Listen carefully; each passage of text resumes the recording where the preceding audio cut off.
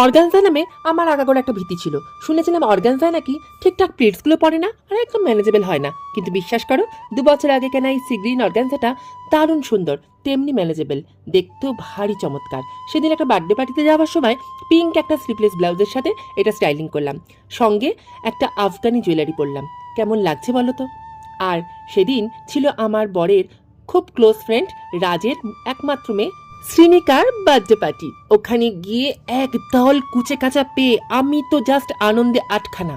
ওদের সাথে চুটিয়ে মজা করলাম, ডান্স করলাম। আর এই যে রাজ আর ওর ওয়াইফ আর ওর একমাত্র মেয়ে শ্রীনিকা, ওর জন্য রইল আমার অনেক অনেক অনেক ভালোবাসা, শুভেচ্ছার অনেকটা আদর। ও ভীষণ মিষ্টি ছিল। ডিনারে ছিল চাইনিজ, কন্টিনেন্টাল, মুগলাই, সব রকম ডিশ। আমরা তো চুটিয়ে খেলাম, মজাও করলাম। আর শোনো, যদি আমার শাড়িটা কারোর পছন্দ হয় কমেন্টসে জানিও, আমি লোকেশন আর দোকানের